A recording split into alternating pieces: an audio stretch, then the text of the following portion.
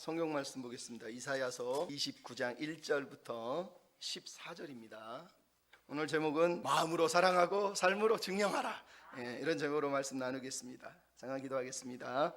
사랑하는 주님, 이 시간에 말씀을 묵상할 때 함께 하시고 우리가 아버지의 마음과 아픔과 또 사랑을 깨달아 알아서 주님이 기대하는 삶을 살아내는 은혜 백성들 되도록 도와주시옵소서. 부탁하며 예수님의 이름으로 기도하옵나이다. 아멘. 이미 돌아가셨지만 영국의 가장 유명한 목회자인 존 스토트라고 하는 목사님이 계십니다. 그분이 2007년에 쓴 책 제목이 살아있는 교회라고 하는 책입니다. 살아있는 교회가 뭐냐? 네 가지를 얘기했습니다. 하나는 성경을 배우는 교회, 또 하나는 서로 교제하고 돌보는 교회, 또 하나는 기쁨에 넘치는 교회, 그리고 마지막은 지속적으로 복음을 전하는 교회. 말씀을 사랑하고 돌보고 예배하고 섬기는 교회다, 이 얘기를 지금 하고 있는 것이죠. 여러분, 이런 교회는 사실 우리 모두가 꿈꾸는 교회입니다. 모든 사람들이 이런 교회가 되기를 사실은 꿈꾸는 거거든요. 교회에 나와서 함께 예배할 때 아무런 갈등이나 근심이나 걱정 이런 거 없이 그냥 하나님 앞에서 감사하며 예배하는, 물론 세상은 집으로 가면 걱정거리가 쌓여 있음에도 불구하고 여기서는 그냥 하나님을 만나는 예수님을 만나는 그 감격 때문에 마음이 평안해지는 예배, 그런 예배를 드리면 얼마나 좋겠습니까? 그렇게 기쁘고 즐거운 예배를 드리고 살면 하나님도 기뻐하시지 않겠습니까? 오늘 본문 29장이 바로 그런 얘기를 하고 있습니다. 하나님이 기대하는 교회, 하나님이 기대하는 예배자의 삶, 그 삶을 아버지 하나님이 기대하기 때문에 그렇게 살지 못하는 이스라엘을 보고 아파하시고 그들을 향한 소망을 다시 들려주시는 본문의 내용이 오늘 본문이에요. 그럼 이사야서는 지금 화로다 6가지의 화 중에 오늘 본문은 두 번째 화에 대해서 말씀을 하고 있습니다. 이미 28장에서 첫 번째 화를 통해서 하나님은 사마리아와 유다가 술에 쩔어서 포도주에 쩔어서 잠들어 있는 얘기를 들려주면서 말씀을 들으라고 그랬습니다. 오늘 본문 29장은 똑같은 얘기를 좀 더 깊이 있게 더 영적인 문제를 가지고 이제 터치하는 것을 우리가 보게 돼요. 근데 그 중에 28장에서 지난주에 봤지만 하나님이 땅을 기경하고 파정하고 타작하는 그 것을 통해서 내가 너희를 원하는 대로 만들 거야, 열매를 거둘 거야 하신 하나님의 결단이 이제 29장 1절부터 14절에 어떻게 하나님이 기경하고 뒤집어 엎으시고 어떻게 때리시고 타작하고 계신지를 우리에게 보여주고 있습니다. 말 그대로 하나님은 이스라엘을 향한 기대를 포기하지 않으셨어요. 그 기대 때문에 하나님은 이들을 지금 고난 가운데로 끌고 가시는 거예요. 하나님이 기대하는 삶을 살지 못했기 때문에 하나님이 아파하시는 거예요. 그래서 오늘 본문에 아버지께서 아들을 때리는 마음으로 아파하시고 있고 또 맡고 있는 남유다도 아파서 괴로워하고 있는 모습을 우리가 보게 된다는 거예요. 이 말은 하나님이 슬프다 아리엘이여 하고 통곡하고 있는 이 음성 속에 하나님의 아픔이 얼마나 큰지를 우리가 다시 한번 생각해 봐야 돼요.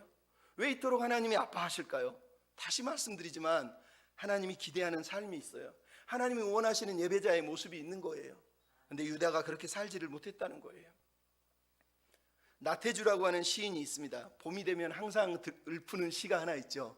자세히 보아야 예쁘다, 오래 보아야 사랑스럽다, 너도 그렇다. 참 좋은 시예요. 간단하고. 근데 이분이 시 중에 또 하나의 시가 있는데 내가 좋아하는 사람, 이렇게 썼습니다. 내가 좋아하는 사람은 슬퍼할 일을 마땅히 슬퍼하고 괴로워할 일을 마땅히 괴로워하는 사람, 남의 앞에 섰을 때 교만하지 않고 남의 뒤에 섰을 때 비굴하지 않는 사람, 내가 좋아하는 사람은 미워할 것을 마땅히 미워하고 사랑할 것을 마땅히 사랑하는 그저 보통의 사람. 여러분, 하나님이 지금 우리에게 이스라엘에게 기대하는 사람은 바로 이런 사람이에요. 보통 사람이에요. 보통 사람. 어떤 보통 사람?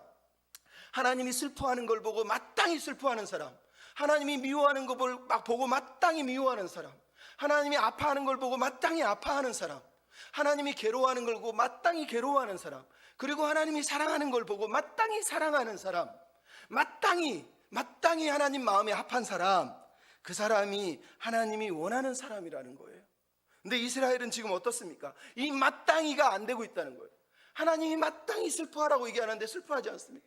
마땅히 괴로워하라고 하는데 괴로워하지 않습니다. 마땅히 사랑하라고 하는데 사랑하지 않는다는 거예요. 여러분, 하나님은 오늘 우리에게 말씀하세요.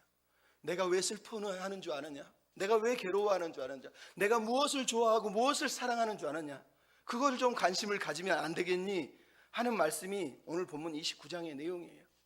여러분, 우리가 마땅히 하나님이 원하는 그 마땅의 마음을 붙잡고 살아야 되는데, 마땅히 하나님 뭘 원하시겠습니까? 따라서 합시다. 형식적인 신앙을 버리라. 형식적인 신앙을 버리라는 거예요. 다른 얘기로 하면 삶으로 예배하는 사람, 삶으로 순종하는 사람이 되라는 겁니다. 여러분, 오늘 1절부터 4절에서 하나님이 선지자의 입을 통해서 아리엘이여 아리엘이여 하면서 슬퍼하고 있습니다. 대체 여기서 아리엘이 누굽니까? 무려 6번이나 1절, 2절 그리고 6절에 보면 계속 등장하는 이름이 아리엘.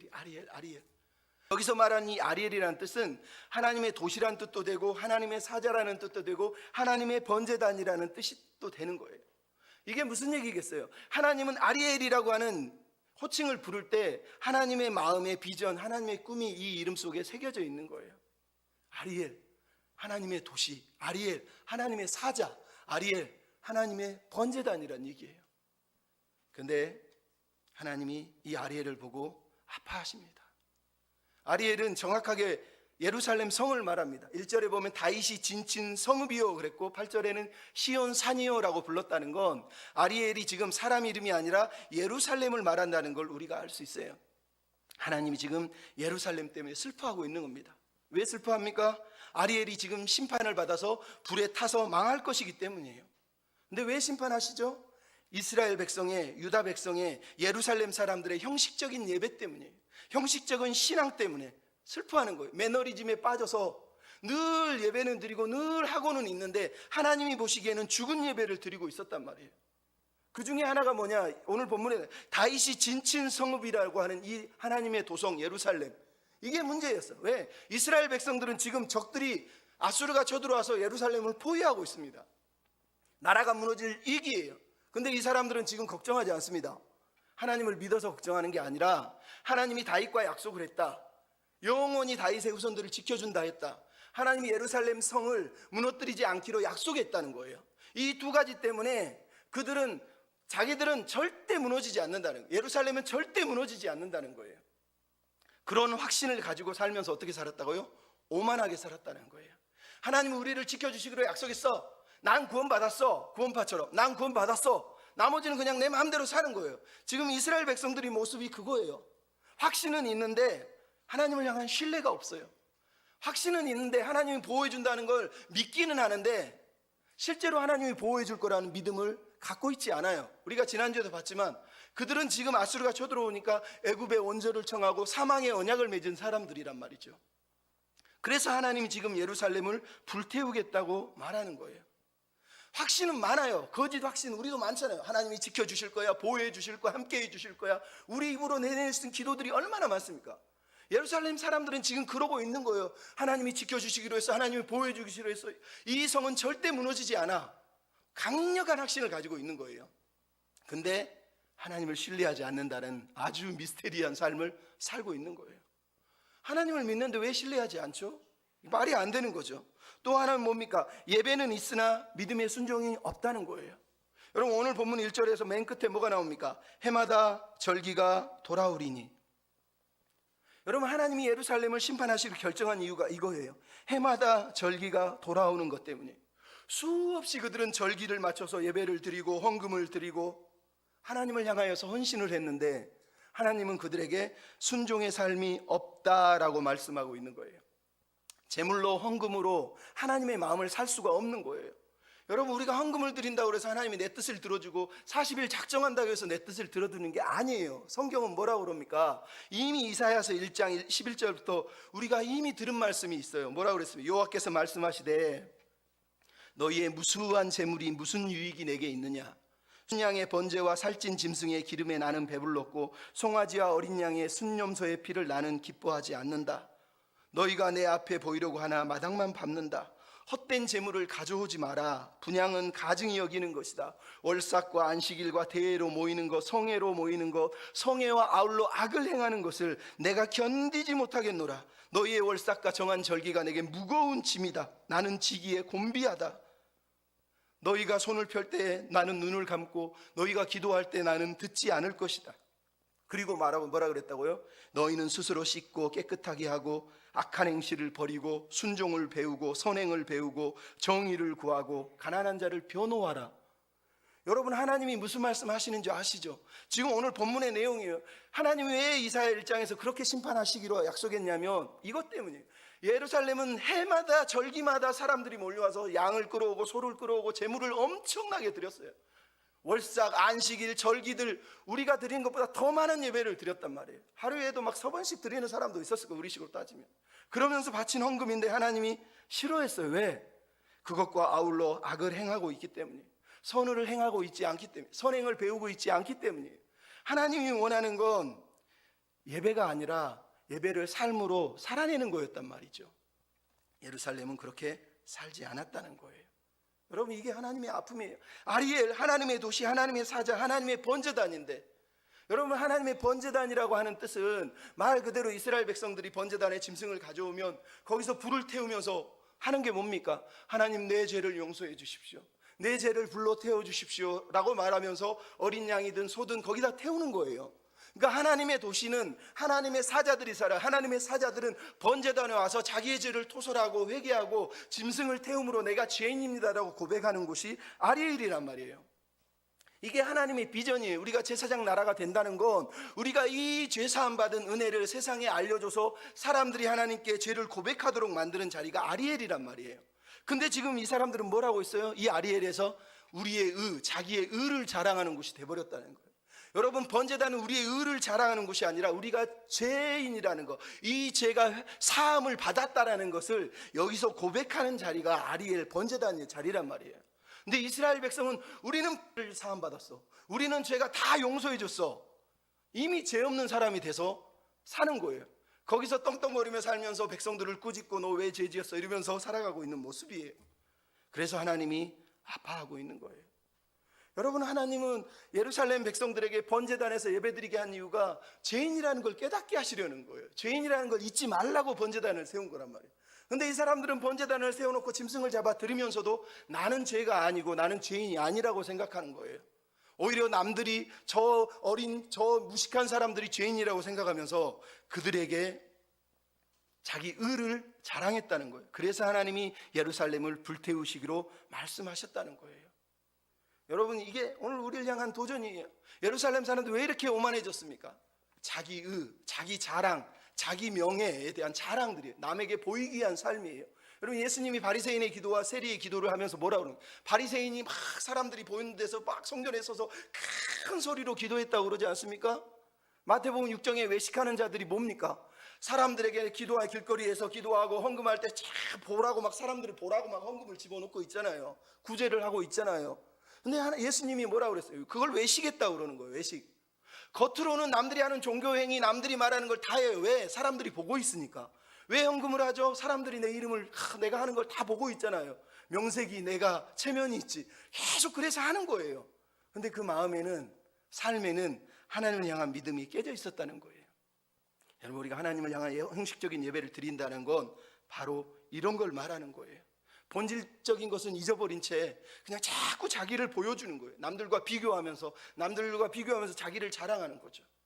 마더 쇼크라고 하는 책이 있어요. 그 책에 보면 미국 엄마 11명하고 한국 엄마 11명을 실험을 했어요. 카드를 하면서 카드놀이를 하는 거죠. 그러면서 이 카드놀이를 통해서 어떤 엄마들의 뇌가 어떻게 활성화되는 걸 보는 거예요. 우리 뇌에는 보상뇌라고 하는 뇌가 있대요. 그 뇌는 내가 뭔가를 얻었을 때 활성화돼서 막 기쁨이 솟아난대요.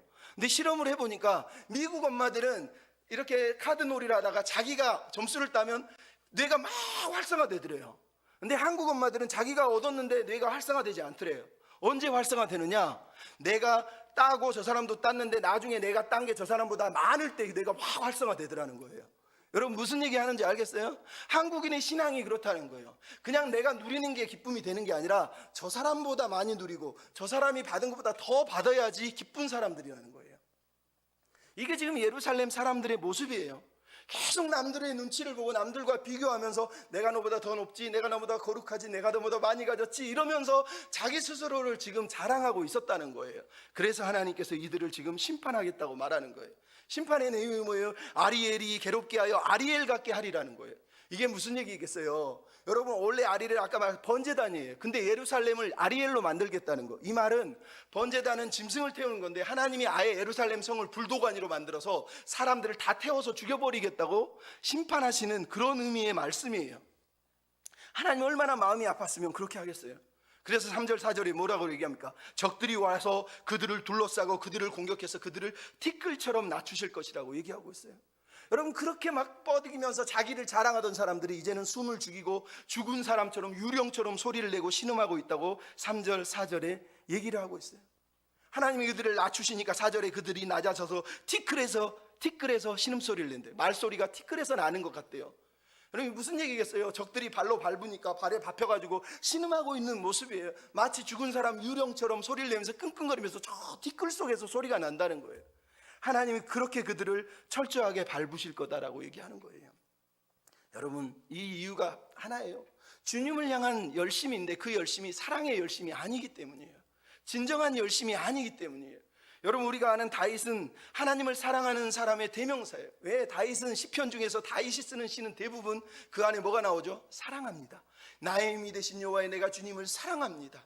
나의 힘이 되신 여호와여, 내가 주를 사랑합니다. 주여, 땅에서도 하늘에서도 주밖에 나의 사모할 자가 없나이다. 다른 시인들보다 가장 사랑을 많이 노래하는 사람이 다윗이에요. 왜 그렇게 살았죠? 하나님의 마음에 합한 자예요. 늘 하나님 뒤를 졸졸 따라다니는 사람이에요. 영어식으로 의미하면 하나님이 마음이 가는 걸 쫓아다니는 사람이란 뜻이에요. 그래서 이 사람의 마음을 한마디로 다른 표현을 하면 내가 주의 전을 사모하는 열심이 나를 삼켰나이다 라고 하는 시편 69편 9절 말씀. 여러분, 다윗이 주님을 얼마나 사랑했으면 주의 성전을 사모하는 열심이 자기를 삼켰다고 말씀을 할까요? 근데 이 시편 69편을 가만히 보면 무슨 얘기가 나오냐면 다윗이 주를 위하여 남들이 비방을 할 때, 남들이 수치를 당하게 할 때, 남들에게 객이 되어 살 때도 주님, 내가 주님을 사랑합니다 하면서 주를 위하여 살다가 비방을 당했다고 말씀을 하세요. 비방을 당했다는 거예요. 근데 여기서 주를 향한 열심이 나를 삼켰다는 말에 먹었다는 얘기예요. 주님을 향한 사랑의 열심이 자기를 먹어버렸다는 얘기예요. 무슨 얘기예요? 다윗을 끌고 가는 삶은 주님을 사랑하는 열정이 자기를 끌고 갔다는 얘기예요. 그러면서 시편 69편 마지막 절에 다윗이 이런 얘기를 합니다. 오직 나는 가난하고 슬프오니 하나님이여 나를 구원해 주십시오. 곤고한 자가 이를 기뻐하고 너희 하나님을 찾는 자들아 소생할지어다. 소옥과 뿔과 굽이는 황소를 드린 보다 여호와를 기쁘시게 할 것이라. 그러고 나서 하는 얘기예요. 하나님이 시온을 구원하실 때 그의 이름을 사랑하는 자가 그 중에 살 것이다. 여러분, 다윗이 왜 열정으로 가지고 살았는지 알겠습니까? 주님의 이름을 사랑했기 때문이에요. 그냥 열심을 낸 게 아니라 진짜 주님의 이름을 사랑했다니까요.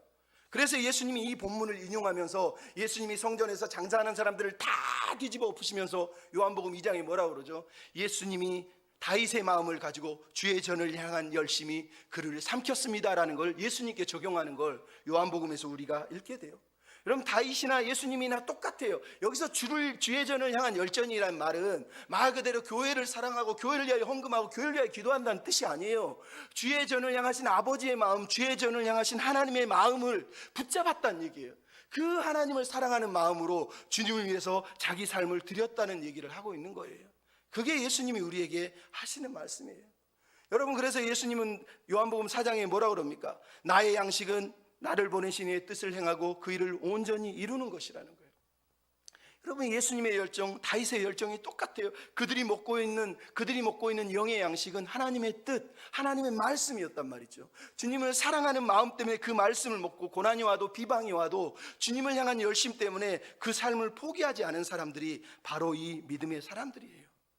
그들은 비교하지 않았어요. 비교하면서 살지 않았단 말이에요. 사울은 늘 비교하면서 다윗이 자기보다 높아질까 봐 전전긍긍하며 살다가 죽었지만 다윗은 사울왕을 보면서 부러워하지 않았고 비교하지 않았어요. 주님만 사랑한 거예요. 오늘 본문에서 하나님 우리에게 말씀하시는 거예요. 주님처럼 다윗처럼 그렇게 밥 먹고 살라는 거예요.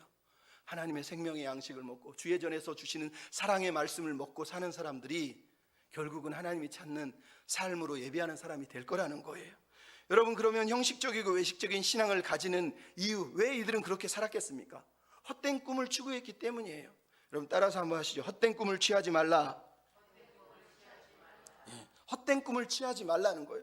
여러분, 4절에 아리엘을 공격하는 대적들이 나왔습니다. 근데 이제 5절부터는 누가 나옵니까? 아리엘을 공격하던 대적들을 하나님이 공격하시는 내용이 나오고 있어요. 하지만 이 말씀은 단순하게 아리엘을 공격하는 대적들을 향한 말씀이 아니라 이스라엘 백성들을 향한 말씀이에요. 왜? 주님은 자기 백성들이 세상의 현실을 깨닫고 하나님이 뭘 원하시는지를 깨닫고 더 이상 세상을 부러워하지 말고 저 아수르 같은 대적들을 부러워하지 말고 이제 하나님의 뜻을 따라서 하나님의 꿈을 취하고 살라고 말씀하시기 위해서 지금 5절부터 8절의 말씀을 들려주고 있어요. 여러분, 이스라엘을 공격했던 대적들 아수르가 5절부터 8절에 보면 이제 그들이 망하는 내용이 등장하고 있습니다. 아수르의 꿈, 그들을 하나님은 뭐라고 그럽니까? 7절에 보면 그들의 꿈 같고 환상 같다, 즉 하룻밤의 꿈, 헛된 꿈 같다라고 말씀을 하고 있는 거예요. 아수르의 꿈, 이스라엘을 먹으려고 다가온 그들의 꿈, 열방의 꿈, 세상의 꿈은 뭐냐? 하나님이 한마디로 말씀하시는 거예요. 헛된 꿈이라는 거예요. 환상이라는 거예요. 지금은 힘이 세가지고 막 이 나라 저 나라 먹고 있는 것 같지만 결국은 그게 잠에서 깨면 아무것도 아니라는 걸 깨닫게 될 거라고 말씀하시는 거예요. 세상을 정복하고 자기 이름을 떨치기 위해서 바벨탑의 후예들이 되어 있는 이 아수르의 꿈을 하나님이 헛된 꿈이라고 말씀하시는 거예요.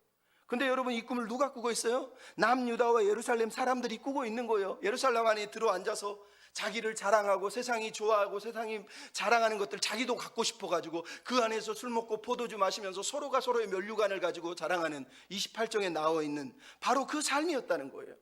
그래서 남을 위한 섬김은 없고 자기들의 자기의 삶에 만족하는 세상의 꿈에 취해 있는 사람들이라고 성경이 말하는 거예요. 그래서 이 꿈을 하나님이 뭐라고 합니까? 하룻밤의 꿈이에요. 왜?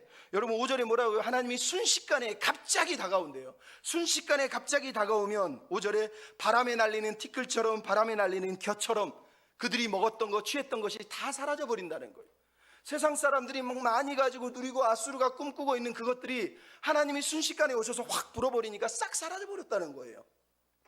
6절은 뭐라고 그럽니까? 우레와 큰 소리와 해리 반응과 폭풍과 맹렬한 불빛으로 결국은 그들을 불태울 것이라고 얘기하고 있어요. 여러분, 이게 하나님의 마음이에요. 여러분, 세상 꿈은 이런 건데 너희들 왜 자꾸 세상을 부러워하느냐? 하나님 지금 유다 백성들이 이렇게 얘기하고 있는 거예요. 그래서 7절 8절의 내용이 뭡니까? 꿈에서는 엄청 배부르게 먹었는데 꿈에 딱 깼더니 너무 배가 고픈 거예요. 꿈에서는 엄청 많이 마셨는데 꿈에서 딱 깨니까 너무 목이 마르다는 거예요. 여러분, 술 먹은 사람들이 아침에 일어나면 목말로 죽지 않습니까? 근데 그것보다 지금 이게 더한 거예요. 가짜 꿈, 개꿈을 꾸고 일어났더니 많이 분명히 먹었는데 일어나 보니까 아무것도 배에 없어요. 많이 마셨는데 잃어버리니까 아무것도 없다는 거예요. 이게 불행한 거예요. 근데 우리가 이런 세상 꿈을 너무너무 좋아하잖아요. 자다 보면 돈 주는 꿈 꾸는 사람 막 돈 주고 있는데 엄마가 딱 깨우면 왜 깨웠어? 돈 주었는데 막 이러면서 짜증내잖아요. 그거 현실이 아니잖아요. 근데 그거 가지고 성질내는 사람이 있어요. 이게 지금 이스라엘의 모습이고 이게 지금 세상의 꿈에 대한 하나님의 마음이에요. 옛날에 어떤 사람이 설교할 때 그 얘기 하더라고요. 친구가 둘이 여름날 열심히 잠을 자고 있었대요. 막 자고 있는데 갑자기 친구가 옆에서 야쿠르트 줘, 야쿠르트 줘, 야쿠르트 줘. 자다가 야쿠르트를 줘? 야쿠르트 줘, 야쿠르트 줘. 야, 이 새끼야, 이 밤에 어디서 야쿠르트를 사와? 야, 야쿠르트 자꾸 계속 헛소리를 하더래요. 그래서 어떻게 해가지고 흔들어 깨워서 야, 너 미쳤냐? 왜 야쿠르트를 자꾸 달라고 그래? 그랬더니 그 사람이 그랬대요. 내가 언제 나 선풍기 너무 세가지고 야쿠르트 줘 그랬는데 야쿠르트 줘 했는데 야쿠르트 줘 이렇게 읽은 거예요. 얼마나 웃기냐고요. 여러분, 헛된 꿈이 사람을 이렇게 힘들게 하는 거예요. 세상의 꿈을 먹을 때 삶의 결과물이 이런 거예요. 아무것도 없어요. 여러분, 세상의 꿈을 꾸는 사람들에게 하나님이 하시는 말씀이 뭐예요? 예레미야 2장 13절에 너희가 물을 가두나 물을 가두지 못할 터진 웅덩이라고 그랬어요. 여러분, 세상의 꿈은, 세상을 따라가는 건 아무리 물을 부어도 터진 웅덩이가 돼서 계속 새나가요. 학개서는 더 놀라운 말씀을 하고, 학개서 1장 6절 너희가 많이 심었으나 적게 거두고 너희가 먹어도 배부르지 않고 너희가 마셔도 흡족하지 않고 너희가 입어도 따뜻하지 않고 품삯을 받아도 구멍 뚫린 지갑에 넣는 격이 되었도다. 너희가 많이 수확을 기대했으나 얻은 것이 좋고 수확한 것을 집으로 가져갔으나 내가 그것을 날려버렸느니라. 여러분, 오늘 본문의 내용이 학개서에 나온 내용하고 똑같아요. 세상의 꿈은 이런 거예요. 학개서에 나오는 사람들이 이스라엘 백성들 아닙니까? 하나님을 안 믿는 사람들입니까? 다 믿는 사람들이에요. 근데 그들이 하나님이 뭐라 그럽니까? 너희가 수거에 소주머니에 넣었더니 주머니가 터져가지고 돈이 다 없어졌대요. 먹었는데 하나도 안 배불렀대요. 이게 하나님의 마음이에요. 하나님을 사랑한다고 말하는데 진짜 사랑하지 않는 삶은, 하나님도 여기 세상도 여기 두 다리를 잡고 사는 사람들, 그 사람들의 삶의 결과물이 그거라는 거예요. 일장춘몽이라는 거예요. 훅 불면 싹 날아가서 없어진다는 거예요. 이 하룻밤의 꿈 같은 이런 꿈을 꾸면서 살아서야 되겠느냐라고 하나님 지금 이스라엘 백성들에게 말씀을 하고 있는 거예요. 그러면 지금은 세상이 부러워 보이지만 어느 날 잠에서 깨는 순간이 있어요.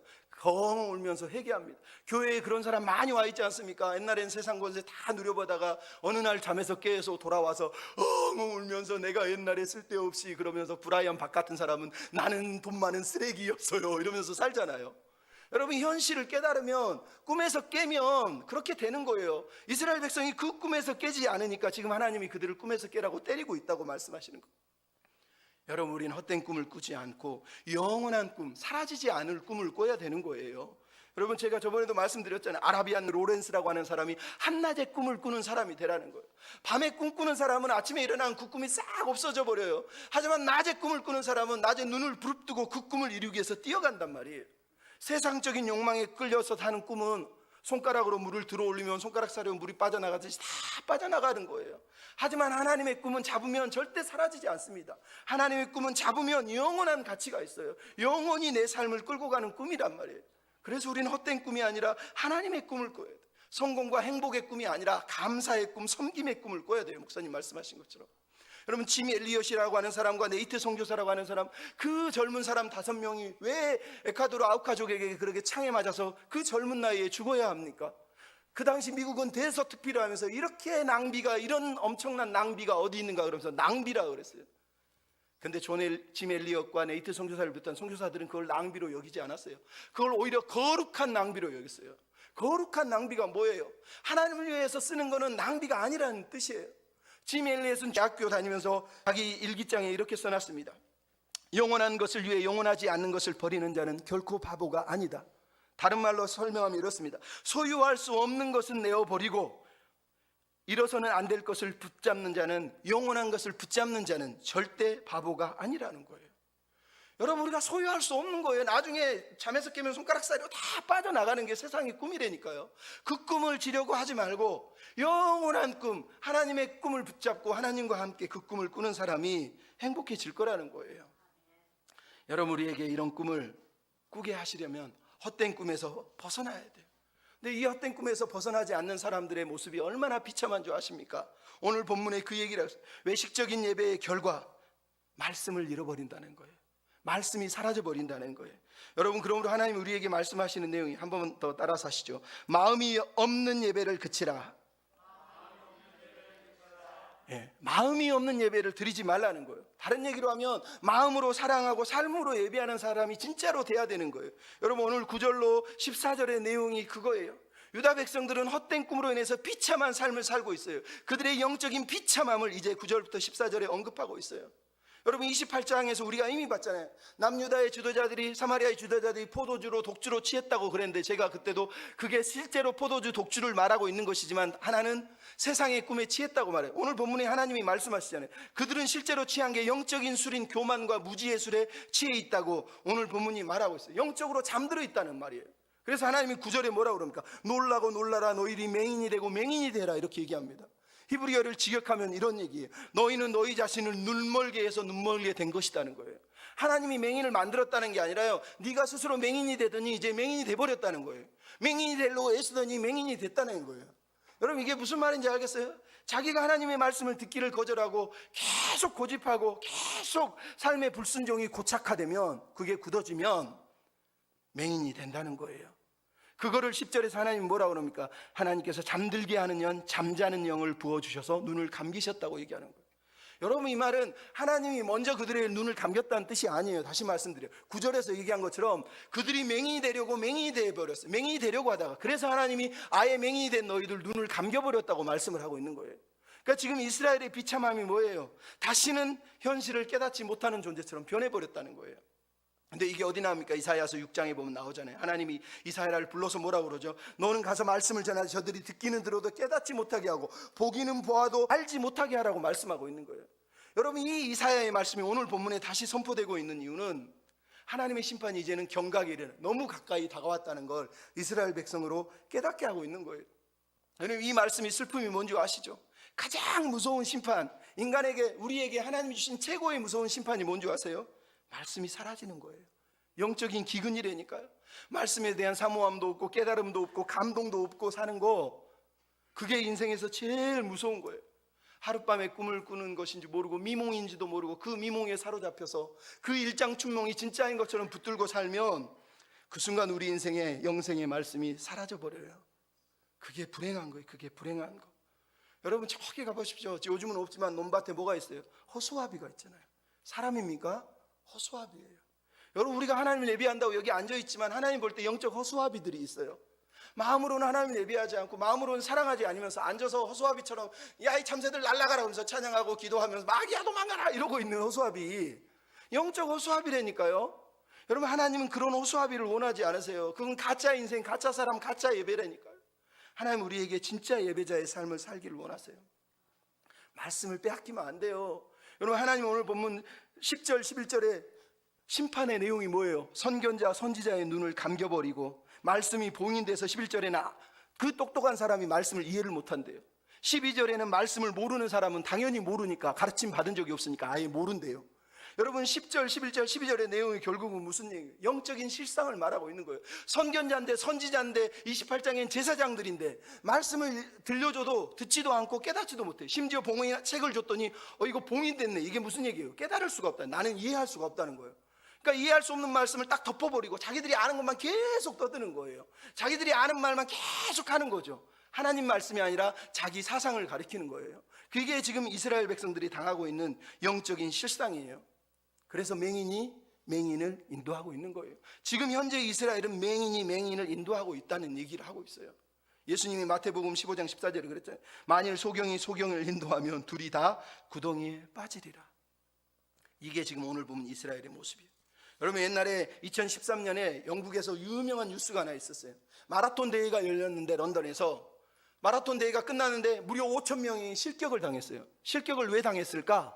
그날 1등이 맨 앞에 달려, 그 다음에 2등이 달려고 나머지 5천 명이 2등을 뒤를 따라왔는데 1등이 안 보이는 거예요. 그러니까 2등이 막 달려가다가 착각을 해가지고 가야 될 경로를 놓치고 딴 데로 간 거예요. 근데 5천 명이 2등 팀 안 되고 쫓아가는 거예요.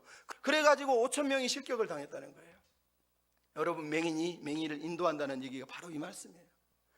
여러분, 리더가 얼마나 앞에 선 사람이 그래서 얼마나 중요한지 모르는 거예요. 소경이 소경을 인도하는 시대가 지금 이기 남유다의 시대예요. 선지자가 선견자가 제사장들이 눈이 멀어가지고 하나님 말씀을 이해하지도 못해, 읽지도 못해, 가르치지도 못해요. 모르는 무지한 백성들은 더더욱이나 성경 좀 가르쳐달라고 그래도 모르죠, 당연히. 이게 지금 우리가 읽고 있는 성경의 말씀이에요. 여러분, 우리 그리스도인들은 그래서 하나님의 말씀은 성경을 따라 살아가는 사람들이라는 걸 잊으면 안 돼요. 성경이 우리 인생의 인도자예요, 인도자. 그 인도자인 성경 말씀을 놓으면 안 돼요. 그 말씀을 통해서 우리 마음이 변화되는 거예요. 그 말씀을 못 읽으니까, 그 말씀을 모르니까 영적인 꿈을, 헛된 꿈을 꾸게 되고 외식적인 삶을 사는 거예요. 왜? 말씀으로 자신을 판단을 못하는 거예요. 자기는 괜찮다고 믿으니까. 그러니까 영적으로 어두워지고 영적으로 헛된 꿈을 꾸는 거 아닙니까? 그래서 하나님은 오늘 본문에 슬퍼하시면서 그들의 근본적인 문제를 입으로는 가까우나 마음으로는 멀다라고 13절에 얘기하는 거예요. 이스라엘 백성이 근본적인 문제예요. 왜 형식주의에 빠졌습니까? 왜 영적인 헛된 꿈을 꾸고 있습니까? 입으로는 가까운데 마음은 멀다는 거예요. 마음이 없는 예배를 드리고 있다는 거예요. 여러분, 세상에 여러분 백화점 가보십시오. 고객센터 전화 받아보세요. 사랑합니다 고객님, 사랑합니다 고객님. 언제 받다고? 안 그렇습니까? 마음이 없잖아요. 마음도 없는데 어쩔 수 없이 매뉴얼 따라 하는 거예요. 여러분, 우리가 교회 와서 하나님 사랑합니다, 하나님 찬양합니다 하는데 우리가 콜센터 직원이면, 우리가 백화점 직원이면, 그럼 하나님 이것처럼 슬픈 게 어디 있겠어요? 비참한 거예요, 비참한 거. 그래서 여러분, 우리에게 중요한 건 마음이 중요한 거. 마음. 먼저 마음으로 하나님을 사랑해야 돼요. 여러분, 이스라엘 백성의 두 번째 문제가 뭐예요? 13절 끝에 사람의 계명을 따랐다는 거. 주를 경외하는 법을 말씀에서 배운 게 아니라 사람의 계명에서 배웠다고 지금 말씀을 하고 있다니까요. 여러분, 이게 어디서 나온지 아세요? 마태복음 15장 1절로 20절에 예수님에게 어느 날 바리새인들이, 서기관들이 몰려와가지고 당신 제자들은 왜 음식 먹을 때 손을 안 씻고 있습니까? 장로들의 유전을 어겼습니다. 그랬더니 예수님이 그 말씀을 듣고 오늘 보면 이사야서 이 말씀을 읽으면서 이 백성이 입술로는 가까우나 마음은 내게서 멀도다. 죄 더러운 거는 입으로 들어가는 게 더러운 게 아니라 이 안에 있는 게, 이 속에 있는 게 더러운 거다, 이렇게 말씀하세요. 마음속에 있는 게 더럽다고 말씀하시는 게 그 구절이에요. 여러분, 이 땅의 교회가 우리가 얼마나 장로의 유전을 따라서 이 땅을 살아가는지 몰라요? 여러분, 회개해야 돼요. 이스라엘 백성을 보시죠. 손을 안 씻었다고 안식일에 엘리베이터도 누르면 안 된다고 엘리베이터를 버튼을 못 누르는 게 이스라엘 백성이에요. 여러분, 이게 이런 말도 안 되는 거를 가지고 하나님을 섬기고 있는 사람들, 하나님 지금 그래서 아파하는 거예요. 진짜 말씀은 모르고 가짜 말씀을 붙들고 사람들을 가르치고 경계하고 있는 사람의 계명을 따라 산 사람들이니까요. 그래서 하나님이 오늘 본문 징계하시는 게 14절에 나오잖아요. 기이한 일을 행하고 지혜와 청명을 빼앗아 버리겠대요. 여러분, 기이한 일을 행한다는 게 어디서 나왔어요? 이미 28장에 우리가 이미 읽었잖아요. 하나님께서 28장에 말씀하시길 내가 기이한 일을 행하고 기이한 일을 행하리라고 이미 선언하신 그 기이한 일, 땅을 뒤집어 엎고 기경하고 타작해서 하나님이 열매를 거두시게 하는 그 기이한 일, 우리로는 이해할 수 없어요. 내가 이만큼 했는데, 이만큼 헌금했는데, 이만큼 노력했는데 하나님 좋은 거 주셔야 되는 거 아닙니까? 근데 하나님은 그것이 아니래요. 인간의 지혜를 파하고 하나님의 지혜가 서는 일이 기이한 일이에요. 지금 하나님은 이 일을 하시겠다는 거예요. 말 그대로 회초리를 들었다는 거예요. 여러분, 회초리라는 단어가 다시 처음으로 돌아가도록 이해시키다라는 뜻이래요. 다시 처음으로 돌아가도록 이해시키는 게 회초리라는 거예요. 여러분, 오늘 본문에 하나님이 회초리를 들은 거예요. 회초리를 왜 들었습니까? 1절부터 4절에 보면 이스라엘 백성을 막 죽도록 밟아놨는데 실제로 죽지 않았어요. 근데 5절부터 8절에 아수르는 아예 죽여서 밟아버렸다는 거예요. 즉, 하나님은 하나님의 대적을 완전히 밟지만 하나님의 백성은 회초리를 들어가시고 신음소리를 내게 하시면서 깨닫게 하시려고 때리셨다고 성경이 오늘 우리에게 말씀을 하고 있는 거예요. 여러분, 하나님의 회초리를 들을 때 이게 회초리구나, 이게 나를 돌아서려고 하는 거구나 라는 걸 깨닫고 하나님께 돌아와야 됩니다. 여러분, 욥기서를 보십시오. 저는 오카노 목사님이 살아생전에 오카노 목사님 교회 사랑의 교회에서 예배를 참 서초구에서 많이 드렸어요. 근데 그분이 설교하는 것 중에 욥기 설교를 하는데 얼마나 은혜를 많이 받았는지 몰라요. 그 중에 하나가 욥기서 마지막에 등장하는 내용이에요. 하나님이 욥을 딱 만나가지고 욥이 하나님, 나는 죄가 없는데 우리 가정, 우리 식구, 우리 자녀들 다 죽였습니까? 이런 식으로 이게 논쟁하는 내용이 욥기 아닙니까? 근데 하나님이 갑자기 폭풍 속에 나타나셔서 욥 허리를 띠고 나한테 대답해봐 그러면서 질문을 막 던지잖아요. 그걸 가지고 욕하는 목사님이 그렇게 얘기했어요. 하나님은 실은 이렇게 물어본 거다. 욥, 나한테 얘기해봐. 너 이래도 나 사랑할 거야? 너 이래도 나 사랑하니? 그렇게 물어보셨다는 거예요. 여러분, 하나님이 말씀하시는 거예요. 욥아, 내가 네 가족 좀 건드렸다, 미안한데 그래도 너 나 사랑할 수 있니? 네 재산 좀 건드렸는데 그래도 날 사랑할 수 있니? 이랬다는 거예요. 여러분, 하나님이 회초리를 듣는 건 사랑을 깨달으라고 그러는 거예요. 우리 중에 욥과 같이 사는 사람은 없겠지만 하나님의 사랑을 깨닫고 다시 말씀으로 돌아와야 돼요. 헛된 꿈, 형식적인 예배가 아니라 말씀을 붙잡고 살아야 돼요. 세상에 부유한 사람이 아니라 말씀에 부유한 사람이 될 때 우리 인생이 복된 삶을 살게 되어 있는 거예요. 여러분, 마르다와 마리아 이야기 잘 아시잖아요. 마르다가 신앙이 나쁘고 마리아가 신앙이 좋습니까? 우린 다 알죠. 마리다도 마리아도 다 필요한 거예요. 하지만 그날 예수님이 말씀하신 건 선한 사마리아인 이야기 이후에 이 말씀을 주시는 거예요. 우리가 세상을 살기려면, 선한 사마리아처럼 살려면 해야 될 게 있는데 그게 먼저 뭐냐? 마리아의 모습이 필요한 거예요. 열심히 마르다는 어땠습니까? 성경에 보면 마리다는 준비하는 일이 많아 마음이 분주하니라. 마음이 분주했다는 단어가 무슨 뜻인지 아시겠어요? 마음이 여기저기 끌려다녔다. 마음의 주인이 없다는 얘기예요. 예수님을 모셔놨는데 마음의 주인이 예수님이 아니에요. 그러니까 여기저기 끌려다니고 있는 분주한 모습, 마음이 나눠져 있는 거예요. 마음이 깨어져 있는 모습이 마르다는 거예요. 예수님이 마리아의 그 일을 책망한 게 아니라 그 마음의 깨어짐을 책망하신 거란 말이에요. 근데 마리아는 어땠어요? 예수님 앞에 딱 앉아서 말씀을 듣고 있어요. 말씀을 듣고 있다니까. 예수님이 그러잖아요. 마리아의 너는 많은 일로 염려하지만 마리아는 좋은 편을 택했으니 빼앗기지 아니하리라. 여러분, 좋은 편이 뭔지 아시겠어요? 일하는 게 아니라요, 마음이 깨어지지 않는 거예요. 마음이 주님께 딱 붙들려요. 내 마음의 주인이 예수님이 되어 있는 사람, 그 사람은 말씀을 먼저 들어요. 그리고 나서 선한 사마리아인의 삶을 위해서 나갈 수 있는 거예요. 근데 무조건 선한 사마리아인 돼야 되겠다 그러면서 막 섬기고 막 일하는 사람들, 그게 문제를 일으킨다는 거예요. 교회 많이 다녀보면 알죠. 우리 교회는 안 그렇지만요, 교회에서 제일 시끄러운 데가 어디입니까? 식당 봉사하는 분들. 매주 권사님 집사님 서로 싸워. 이 반찬 왜 했니? 이거 왜 했니? 일하다가 싸우다가 팠나요? 말씀 잘 듣고. 여러분, 말씀은 그렇게 들으면 안 돼요. 마음이 깨어지지 않도록 하나님 앞에 기도해야 되는 거예요. 온전한 마음으로 살아야 돼요. 여러분, 그게 하나님 우리에게 요구하시는 거예요. 제가 존 스타트 목사님이 1974년에 자기가 섬겼던 교회 혼당 150주년을 맞을 때 설교한 내용 중에 이런 내용이 있습니다.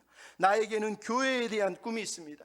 그것은 성경적 교회로서 모든 점에서 성경에 나타난 계시에 충성하고, 목사들은 성실하고 적실하게 성경을 해석함으로써 모든 교인이 그리스도 안에서 성숙한 모습으로 자라게 하고자 노력하고, 사람들은 하나님의 말씀을 사랑하고 말씀을 순종하고 그리스도를 닮은 삶으로 장식하고, 모든 비성경적인 강조점에서 보호되고 삶을 통하여 성경적인 균형의 건강함과 아름다움을 드러내는 교회. 나에게는 성경적인 교회에 대한 꿈이 있습니다.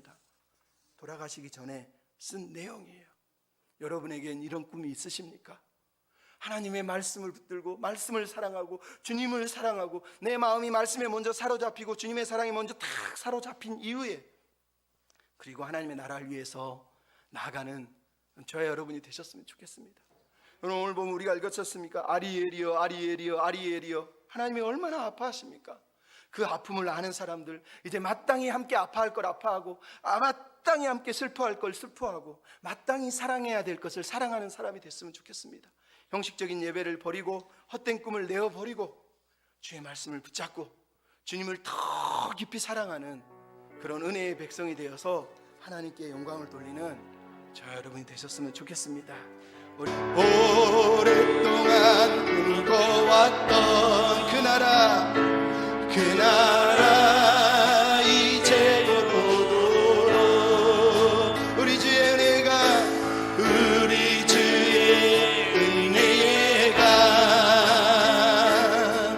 이 땅에 있으며 흐르도록, 하나님의 눈물을 가진 자 일어나 주님을 따르라. 너의 십자가 지고 주님을 따르면 온 세상